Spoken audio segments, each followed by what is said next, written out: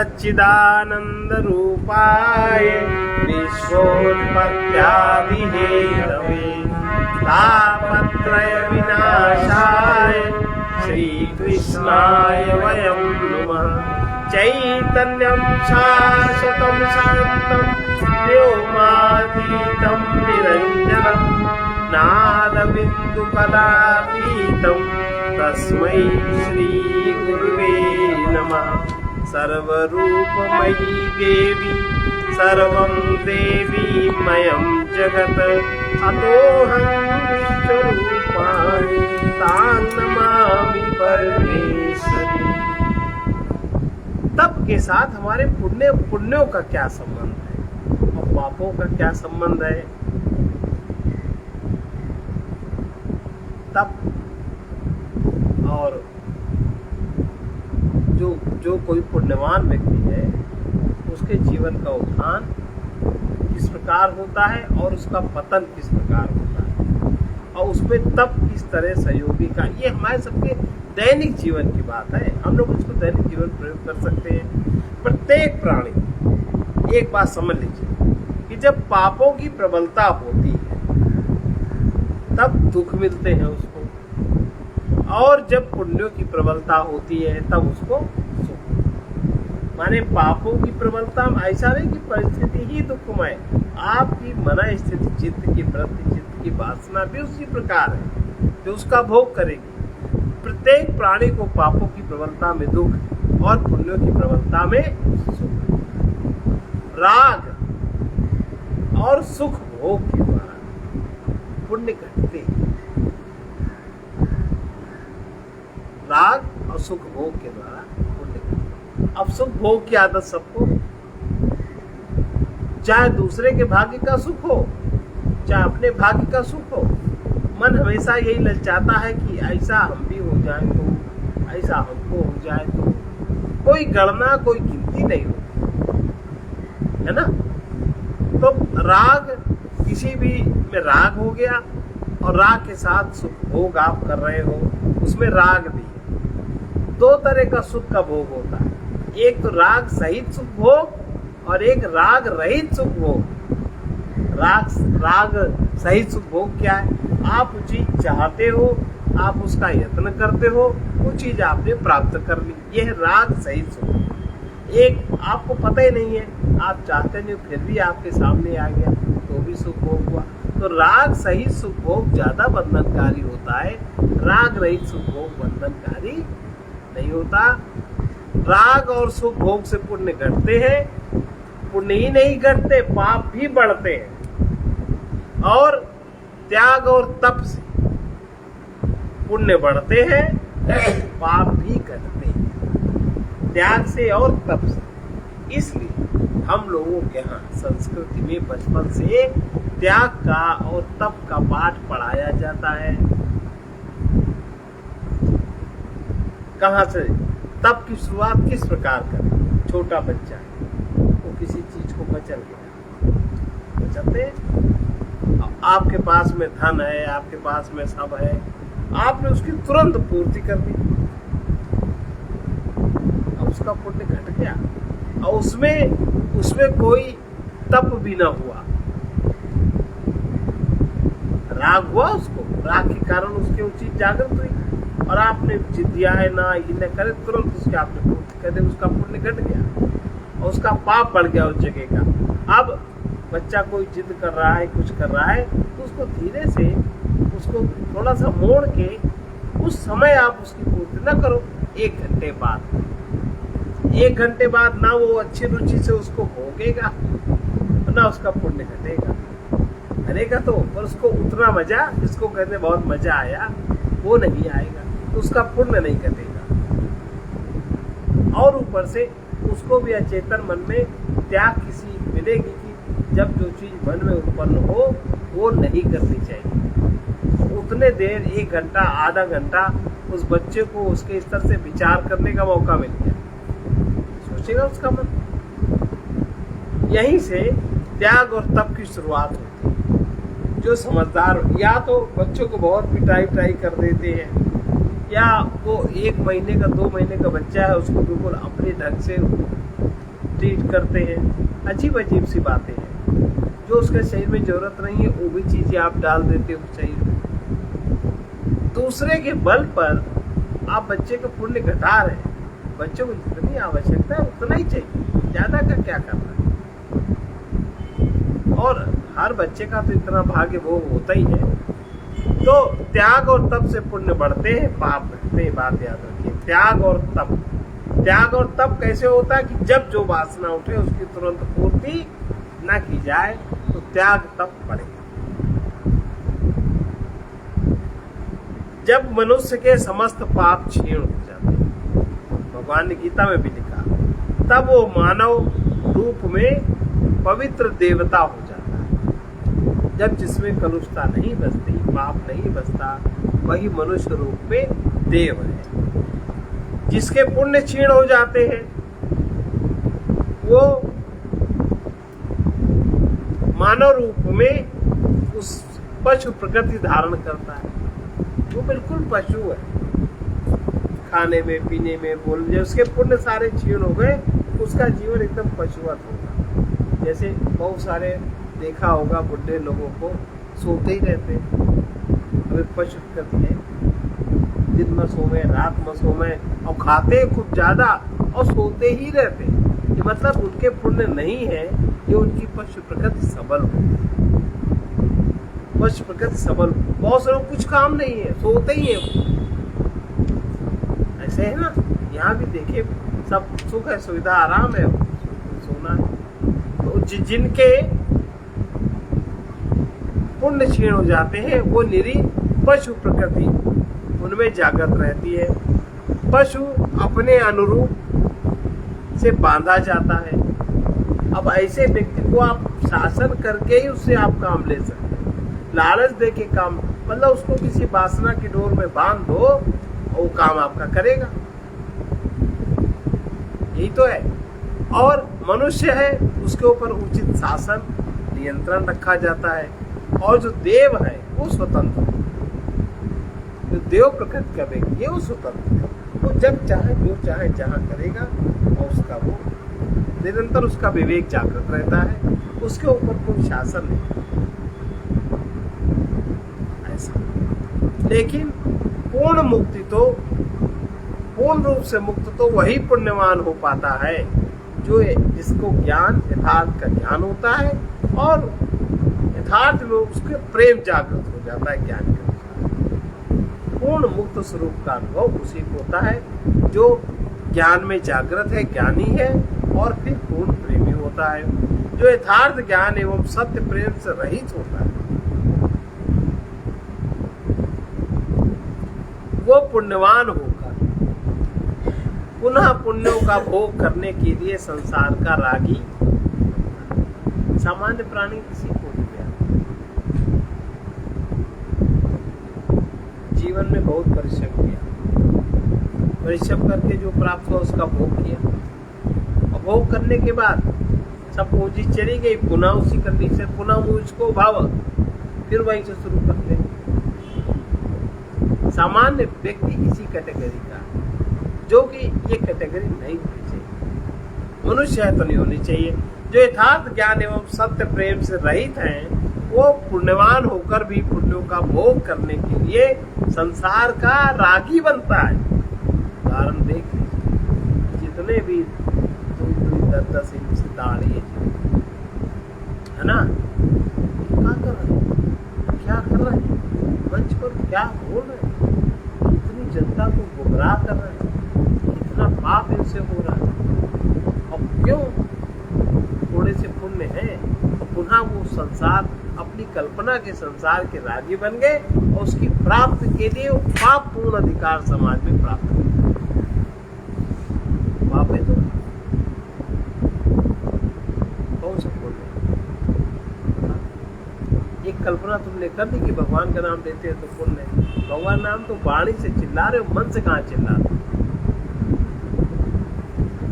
वाणी से है। जितना दूर माइक जाएगी उतने लोग पवित्र हो जाएंगे। आज तक कितने पवित्र हो बताओ? चिल्लाते रहे सोमनाथ मंदिर में और उधर चिल्लाते रहे, उधर तोड़ ताड़ के सब चुरवा लेके भाग गए। चिल्लाते रहे सारे बबौना राम जन्मभूमि में वो सब तोड़ ताड़ के बना डाइस मस्जिद, सब चिल्लाते तो रहे। कहाँ पुण्य है वाणी में, कहाँ दम है साधु में, कहाँ सत्य का आचरण है। और तो और इतने लोगों की आजकल हिम्मत नहीं है। उत्तराखंड में बवाल चल रहा, वहां जाके विधर्मी बस गए, लड़कियों को बटोरने लगे, जिहाद चल गए, 4 लड़कियां मर गई। खैर वहाँ के लोग जाग गए, सारे लोगों ने बैठक करी शहर स्तर पर पीएम के साथ, खदेड़ो का मारो, धुंध मची, 15 तारीख तक छोड़ दीजिए पूरा उत्तरकाशी, नहीं तो दुकानें तो मैं भगा रहे सब भाग। जाग गए जल्दी, तो केदारनाथ में कब्जा करने की साजिश है। तो ये जो यथार्थ ज्ञानी एवं पूर्ण प्रेमी होता है, मुक्ति स्वरूप का अनुभव उसी पुण्यवान को हो पाता है। जो यथार्थ ज्ञान एवं सत्य प्रेम से रहित है, वो पुण्यवान होकर पुनः पुण्यों के भोग करने के लिए संसार का पुनः रागी बनता है, और पुण्य क्षीण होने पर फिर पापी हो सकता है, फिर पापी हो जाता है, और फिर पापी हो जाता है। लेकिन जो पुण्य जागृति के साथ साथ जो यथार्थ ज्ञानी है, जो प्रेमी है, वो पुनः पापी नहीं होता। पुण्य क्षीण होने पर वो परम प्रभु का अनुरागी हो जाता है। ये फर्क है, वो धरातल ही उसका छूट जाता है, ऊपर चल जाता है। यथार्थ ज्ञानी एवं पूर्ण प्रेमी सांसारिक सुखों का रागी नहीं होता, वो तो परम प्रभु का अनुरागी हो जाता है। इसलिए वो संसार की ओर नहीं देखता, सत्य प्रभु की ओर देखता है। इस कारण वो कभी बद्ध नहीं होता, वो मुक्त स्वरूप हो जाता है। दो तरह के हैं।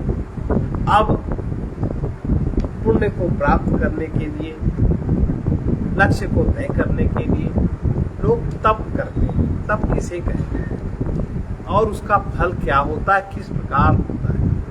कुछ लोग गर्मी शीतकाल में नग्न रहकर, उघारे बदन रहकर, सर्दी गर्मी सहन करने को, पंचाग्नि तापने को, अथवा जल में खड़े रहकर जाड़ों में, उसी को तप समझते। आज भी वो परंपरा चल रही है ना, सूर्य षष्ठी जब आती है, चलती है वो परंपरा, उसी को तप समझते हैं। लेकिन जब विचार किया जाए तो विचारवानों की दृष्टि क्या है, वैदिक दृष्टि क्या है, वेद की दृष्टि। वेद क्या कहता है कि शरीर के द्वारा, इंद्रियों के द्वारा तथा मन के द्वारा हर प्रकार के द्वंद्वाघातों में समस्थित रहना ही तप है। आप शरीर की शक्ति को व्यर्थ में छीण न करें। जाड़े में आप जल में उतना न खड़े होइए, गर्मी में आप फालतू में धूप से आप संघर्ष न करें, प्रकृति से आप लड़ाई न करें। प्रकृति से लड़ाई है, बल्कि प्रकृति का सदुपयोग करते हुए जो विचारवान लोग हैं, शरीर के द्वारा, इंद्रियों के द्वारा। अब जैसे लाइट चली गई, चौके में भोजन बनाना है, शरीर में गर्मी लगेगी कि नहीं, पर भोजन बनाना है तो बनाना है, बनता है कि नहीं बनता। हमें कुछ काम करना है, काम होता है कि नहीं होता, हो रहा है काम, तो ये तप है। शरीर के द्वारा, इंद्रियों के द्वारा, मन के द्वारा हर प्रकार के द्वंद्वाघातों में समस्थित रहना, समस्थित होकर रहना ही तप। ये इससे शक्ति बढ़ती है शरीर की, और उस प्रकार के तप से शक्ति क्षीण होती है। इस प्रकार के तप से वो सुकुमारता, असहनशीलता, शरीर की निर्बलता दूर हो जाती है, मन की निर्बलता भी दूर हो जाती है, जिसके कारण मनुष्य कर्तव्य, दुर्बलता कारण तो कर्तव्य पालन नहीं कर सकता, जिसके कारण मनुष्य कर्तव्य पालन नहीं कर सकता, और कर्तव्य पालन किए बिना वो सन्मार्ग में गतिशील नहीं हो सकता। कर्तव्य पालन किए बिना सन्मार्ग में गतिशील नहीं हो सकता। मान लीजिए, सपोज करिए आपके पिछले जन्म के या इस जन्म के बहुत सारे काम छूट गए। मान लो आपने जब समय था तब आप पढ़ाई लिखाई नहीं करी, आलसवश, सोने के वश, माता पिता के ज्ञानवश, अपने प्रमादवश। अब आप जब 25 साल के 30 साल के हो गए तो आप छोटी छोटी किताबें लिए पढ़ते घूमते हो, तब समझ में भी नहीं आता। वो कर्तव्य आप पूरा कर रहे थे। अगर आप नहीं पढ़ोगे तो आपको क्या लगता है ज्ञान आपको हो जाएगा? कह देंगे नहीं, बहुत लोगों को ज्ञान है। अरे तुम्हें उन्होंने इस शरीर में अध्ययन नहीं किया, ऐसा थोड़ी उनका अध्ययन नहीं, तो जड़ थोड़ी है वो। तो विद्या तो किसी भी जन्म में फलित हो जाती है। अगर आपने अध्ययन किया है तो किसी जन्म में फलित होती है विद्या, आपको उसका लाभ निश्चित मिलेगा। तो ये जो हम लोग शरीर की कमजोरी के कारण, निर्बलता के कारण सहनशील नहीं हो पाते, सुकुमार बने रहते, इस प्रकार के तब से वो सुकुमारता, असहनशीलता, निर्बलता दूर होती है, जिसके कारण मनुष्य कर्तव्य पालन नहीं कर सकता। और कर्तव्य पालन किए बिना कभी वो सन्मार्ग में गतिशील नहीं हो सकता। कर्तव्य पालन अगर नहीं करेगा तो सन्मार्ग कहाँ, मार्ग में चलेगा तो सन्मार्ग कहाँ से पहुंचेगा? तप से ऐसी शक्ति प्राप्त होती है, इस प्रकार के तप से ऐसी शक्ति प्राप्त होती है जिसके बल से मनुष्य परावलंबी नहीं बनता, स्वावलंबी बन जाता है। और इसी कारण वो दूसरों से सेवा ना लेकर स्वयं दूसरों की सेवा करता है और सेवा करते हुए अधिक अधिक पुण्यों का धनी बनता जाता है। सेवा से सबसे अधिक पुण्य संचित। जिसके पास पुण्य रूपी धन है वही मनुष्य अपनी इच्छाओं की पूर्ति करते हुए सुख का भोगी होता है। इसलिए लोग कहा भी करते हैं कि तप से राजभोग प्राप्त होता है ना, ये कहा। और उस भोग से पुण्य क्षीण होने पर नरक अर्थात पतन होता है। लेकिन जो पुण्य रूपी मूल्य चुकाकर सांसारिक सुख के भोगी जो नहीं बनते, पुण्य है, सब कुछ है, पर वो अपने लिए उसका उपयोग नहीं करते। जैसे मान लो हमारे पास 10 जोड़ी कपड़े हैं, है तो हमारे पुण्य से, और 10 जोड़ी कपड़े वो हमने ना पहन के हमने इनको दे दिया, हमने इनको दे दिया, हमने इनको दे दिया। पुण्य बढ़ा कि घटा? बढ़ा ना, तो हम उस पुण्य के भोगी नहीं बने। अगर 10 जोड़ के हम ही ने उसको पहना, किसी को दिया नहीं, जिसको जरूरत है उसको भी नहीं दिया, तो पुण्य भी छीन हुआ, भोगी भी बन गए। इसी प्रकार से जो पुण्य रूपी मूल्य चुकाकर सांसारिक सुखों के भोगी नहीं बनते, उनको प्रकृति सत्यानंद प्राप्त करा देती है। उनको प्रकृति सत्यानंद प्राप्त करा देती है। और ऐसे योगियों का, ऐसा व्यक्ति योगी हो जाता है, उसका परमोत्थान होता है। इसलिए ये सत्यानंद वाले योगी लोग अगर सच में है तो बड़े पुण्यवान हैं। उनके पुण्य से, वो उनके कहने से, उनके सोचने से, उनके कुछ करने से सब हो जाता है। ये सब पुण्य का बल होता है। और जो मनुष्य बाहर से होने वाले तीक्ष्ण आघातों को, कटु आक्षेपों, मन को चंचल बना देने वाले काम, क्रोध, लोभ आदि, मोह आदि उद्वेग को अविचलित भाव से सहन करता है, वो तपस्वी।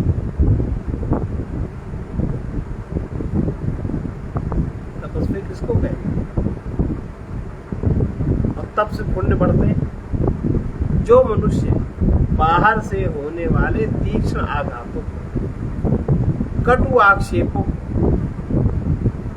कटु आक्षेप, झूठे आक्षेप और मन को चंचल बना देने वाले काम, क्रोध, लोभ, मोहादि के उद्वेगों को अविचलित भाव से सहन करता है, वो व्यक्ति तपस्वी है। जो अपने प्रेम पात्र श्रद्धा पात्र में फर्क है। जो अपने प्रेम पात्र, श्रद्धा पात्र, स्नेह पात्र अथवा करुणा पात्र, फर्क है ना, समझे? करुणा पात्र अधिकारी जनों की, कितने आ गए? प्रेम पात्र, श्रद्धा पात्र, स्नेह पात्र, करुणा पात्र, अधिकारी जनों की हित भाव से सुखद सेवा करते हुए अपने सुखों का त्याग करता है। मतलब अपने लिए सुख नहीं चाहता, सेवा करता है, त्याग करता है, और स्वयं उसी निमित्त नाना प्रकार के कष्टों को साहस सहन करता है। वो आदर्श तपस्वी, तपस्वियों में वो श्रेष्ठ है। जो व्यक्ति केवल देह रक्षा के लिए सतोगुणी भोजन करता है, देह रक्षा के लिए स्वल्प वस्त्रों से निर्वाह करता है। अब ये नहीं कि हर एक दिखाते फिरो हमारे पास तो ही कुर्ता है, एक धोते, बहुत लोग वही चिल्लाते रहते। ये सब बातें कोई कहने वाली होती है, वही चिल्लाते रहते, वही करते, ये उनका अहंकार और भी तामसी हो जाता है। जो व्यक्ति केवल देह रक्षा के लिए सतोगुणी भोजन करता है, देह रक्षा के लिए स्वल्प वस्त्रों से निर्वाह करता है, और वो भी इसी भाव से कि सेवा करने के लिए शरीर बलवान रहे, स्वस्थ रहे, इस भाव से वही उत्तम तपस्वी है। मनुष्य के उत्तम, मध्यम और अधम स्वभाव के अनुसार तप भी सतोगुणी, रजोगुणी, तमोगुणी 3 प्रकार का। भगवान ने गीता में कहा है, गीता वाली बात यहाँ दोहराई जा रही है। सतोगुणी तप के फल में योग की प्राप्ति होती है। जिसका तप सतोगुणी है वो योगी होगा, परमात्मा का सत्य का। और रजोगुणी तप के फल से भोग की प्राप्ति होती है, और तमोगुणी तप के फल से परिणाम में रोग की प्राप्ति होती है। सतोगुणी तप वाला योग को प्राप्त करता है, रजोगुणी तप वाला भोग को प्राप्त करता है, और तमोगुणी तप वाला अंत में रोग को प्राप्त करता है। अभी जितने भी हैं, जिसे कितने बीमार होते हैं, मानसिक बीमार, शारीरिक बीमार। उत्तम तप वो है जिसमें विवेक प्रधान है, मध्यम तप वो है जिसमें सद्भाव प्रधान है। विवेक नहीं होता, सद्भाव होता है। लोग कहते भी हैं अरे हमारा भाव तो ठीक है, वो मध्यम स्थिति है, उत्तम स्थिति नहीं। उत्तम तप वो है जिसमें विवेक प्रधान है, मध्यम तप वो है जिसमें सद्भाव प्रधान है और विवेक नहीं होता, और अधम तप वो है जिसमें क्रिया की ही प्रधानता है, भाव भी शुद्ध उसमें नहीं होता। प्रकृति के भेद से राक्षसी तप, मानवी तप और दैवी तप के अनुसार फल भोग में भेद रहा करता है। हम लोग को निरीक्षण ही करना चाहिए कि हम लोगों में कौन सी वृत्ति है। इस तप को करने के लिए तप से शक्ति बढ़ती है, और अगर तप से शक्ति बढ़ी और शक्ति का आपने सदुपयोग न किया तो क्या होगा? तप से शक्ति बढ़ी और शक्ति को आपने मार्ग नहीं दिया, शक्ति पुनः निम्न तल से बह जाएगी। आपने तप किया, जैसे बहुत बनिया परिवारों में महिलाएं ज्यादातर बहुत फ्रूट खाती हैं, सूखे मेवे खूब खाती हैं, खिलाती भी हैं। कहो जाड़ा आवे, खाओ बादामे खा डाले, खाओ पिस्ते खा डाले, और उससे उनकी शक्ति तो बढ़ी, और काम दाम करने के नौकर चाकर है ना, काम सेवा आदि होती नहीं, बनती नहीं। अब उनके उस खाने पीने का परिणाम क्या होता है, और क्या क्या होता है? क्रोध ज्यादा आता है, काम सताता है, चरित्रहीन हो जाती है। उनके अन्यान्य घर में जेठ देवर से पहले वाणी की अनुकूलता, फिर दृष्टि की अनुकूलता, फिर मन की अनुकूलता, फिर तन की अनुकूलता हो जाती है। कोई जान नहीं पाता। कुल मिला के पतनकारी स्थिति बनती है। तो तप से शक्ति बढ़ती है। शक्ति से अगर सेवा न हुई तो फिर वो शक्ति, वही उदाहरण अभी दिया, व्यर्थ जाती है। शक्ति से सेवा हो पाती है और सेवा से पुण्य संचित होते हैं और संचित पुण्य से ही स्वार्थ, परार्थ, परमार्थ की सिद्धि होती है। स्वार्थ की सिद्धि होती है, परार्थ की सिद्धि होती है, परमार्थ की भी सिद्धि होती है संचित पुण्यों से। तप से शक्ति बढ़ती है, शक्ति से सेवा हो पाती है, सेवा से पुण्यों का संचय बढ़ता है और पुण्यों के संचय के अनुसार ही स्वार्थ की, परार्थ की, परमार्थ की सिद्धि हो पाती है। इसलिए जिसको पुण्य बढ़ाना है, जो जीवन में पुण्यवान बनना चाहता है और पुण्यों का भोग न करके वो अगर हितप्रद सेवा करता है, सेवा ले न किसी, जिस प्रकार प्रेम के द्वारा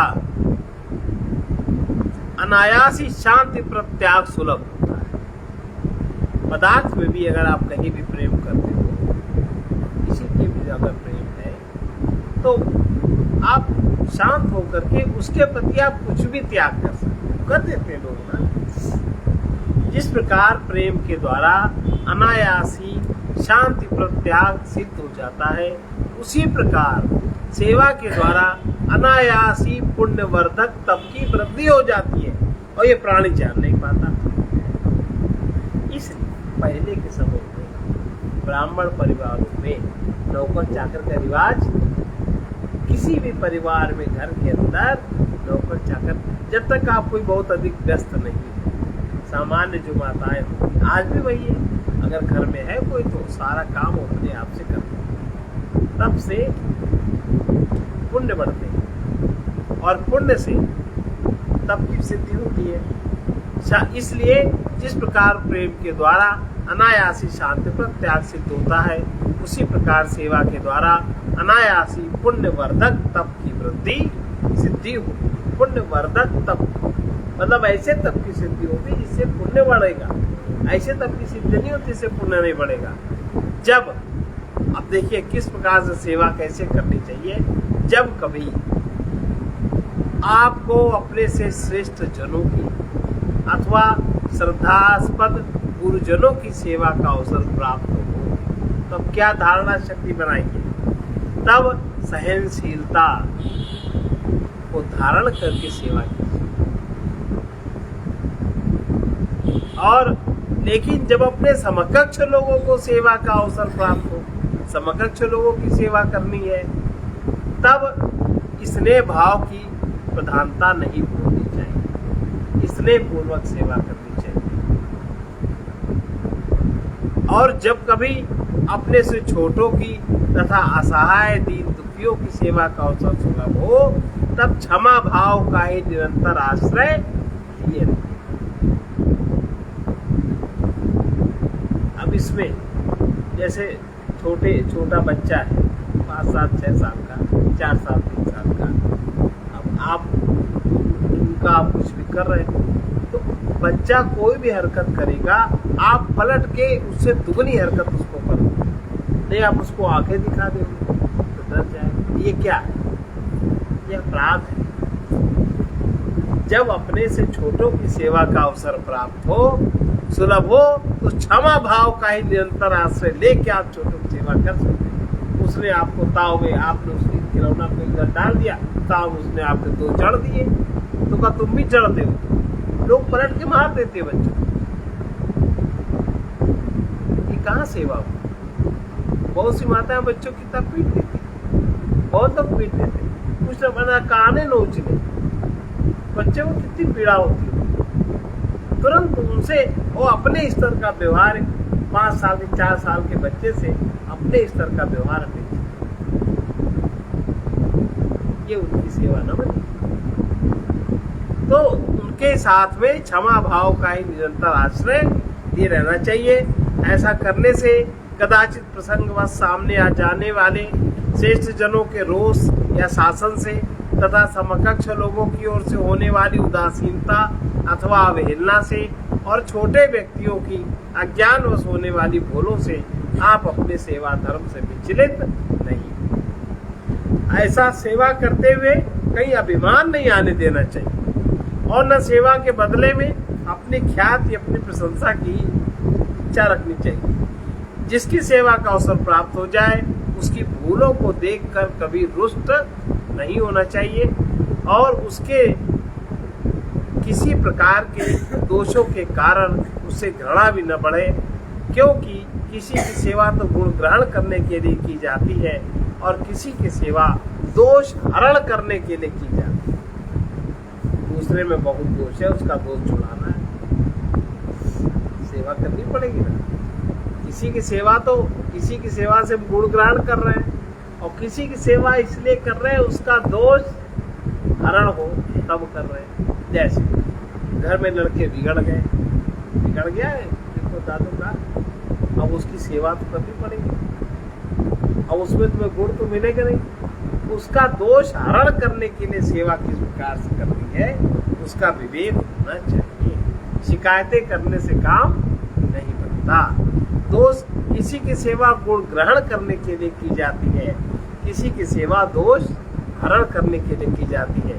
सेवा करते हुए प्रतिकूलता को सहन करते हुए शांत समस्थित रहना, कहीं भी आलस्य को स्थान न देना, निरंतर कर्तव्य पालन करने के लिए प्रमाद रहित होकर सावधान रहना, यही पुण्य पदायनी तपश्चर्या से सुसज्जित सेवा है। अपने सुख के लिए दूसरों से सेवा लेते हुए सांसारिक भोगों के पथ में जितना पतन होता है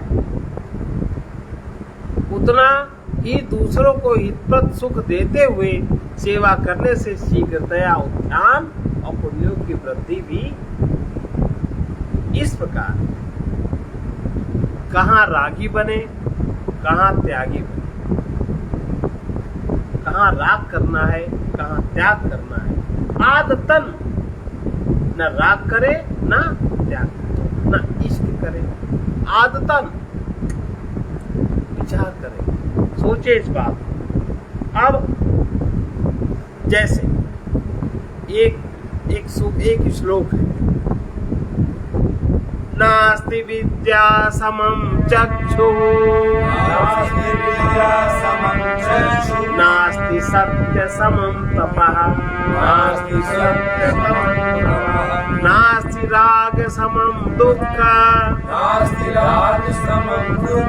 नास्ति त्याग समम सुखम। विद्या के समान कोई चक्षु नहीं, सत्यानुसरण के समान कोई तप नहीं, राग के समान संसार में और कोई दुख नहीं और त्याग के समान कहीं कोई सुख नहीं। सबसे बड़ा सुख होता है अगर तो त्याग में होता है। अब हम लोग इसके आगे अगले वाले चैप्टर में करेंगे।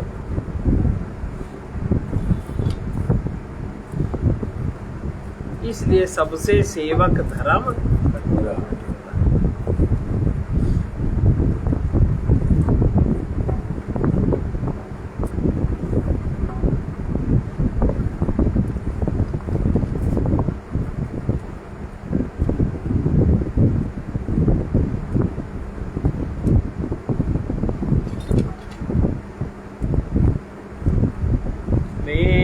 परमाधार यही हो, परमाधार यही हो, पर हम तुमको कैसे जाने, पर हम तुमको कैसे जाने। जड़ तन मन के जीवन हो, जड़ तन मन के जीवन हो, नित्य प्राप्त सत आनंद घन, नित्य प्राप्त सत आनंद घन, सर्व कला भंडार सर्व कला भंडार पर हम तुमको कैसे जाने, पर हम कैसे जाने। अलख अनंत नित्य अविकारी, अलग अनंत नित्य अविकारी, भक्ति भाव वश लीलाधारी, भक्ति भाव वश लीलाधारी, दाता परम उदार यही हो, दाता परम उदार यही हो। पर हम तुमको कैसे जाने, पर हम तुमको कैसे जाने। मेरे परमाधार यही हो, मेरे परमाधार यही हो। पर हम तुमको कैसे जाने, पर हम तुमको कैसे जाने। परम मधुर है प्रीति तुम्हारी, परम मधुर है प्रीति तुम्हारी, सुख करहित करनी तुम्हारी, सुख करहित करनी तुम्हारी। निराकार साकार यही हो, निराकार साकार यही हो। पर हम तुमको कैसे जाने, पर हम तुमको कैसे जाने। कहीं न भूले ध्यान तुम्हारा, कहीं न भूले ध्यान तुम्हारा, रहे निरंतर ज्ञान तुम्हारा, रहे निरंतर ज्ञान तुम्हारा। रक्षक सभी प्रकार यही हो, रक्षक सभी प्रकार यही हो। पर हम तुमको कैसे जाने, पर हम तुमको कैसे जाने।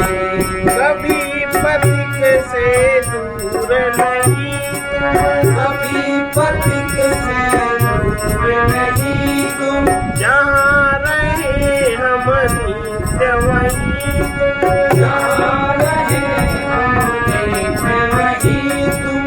एक अनंत अपार यही हो, एक अनंत अपार यही हो।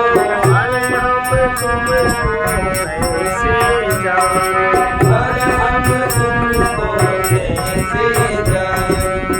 मेरे परमाधार यही हो, मेरे परमाधार यही हो। पर हम तुमको कैसे जाने, पर हम तुमको कैसे जाने। पूछे ज्ञान क्या है? ज्ञान मनुष्य के भीतर उसका स्वरूप। ज्ञान जिसको कहते हैं, ये किताब पे पढ़ने वाले किताब को पढ़ना लिखना ज्ञान नहीं है, जानकारी है। ज्ञान मनुष्य के भीतर उसका अपना स्वरूप है। आत्मा ज्ञान स्वरूप है, ये स्मरणीय बात है। मान्यता शून्य चित्त का दर्शन, चित्त में कोई मान्यता ना हो, मन से फेंकी हुई चीज कोई चित्त में ना गई हो। मान्यता शून्य चित्त का दर्शन सत्य का दर्शन है, जो सर्वाश्रय सर्वाधार सब में व्यापक है। उसे जानने के लिए शून्य और शांत होना साधना है। विचारों के शांत होने पर दर्शन का द्वार खुलता है। सर्वे भवन्तु सुखिनः, सर्वे सन्तु निरामयाः, सर्वे भद्राणि पश्यन्तु मा कश्चित् दुःखभाग् भवेत्। कृष्णाय वासुदेवाय हरे परमात्मने प्रणतक्लेशनाशाय गोविन्दाय नमो नमः। असतो मा सद्गमय तमसो मा ज्योतिर्गमय विद्युतो मा भ्रमः। ॐ पूर्णमदः पूर्णमिदं पूर्णात् पूर्णमुदच्यते पूर्णस्य पूर्णमादाय पूर्णमेवावशिष्यते। ॐ शान्ति शान्ति शान्ति।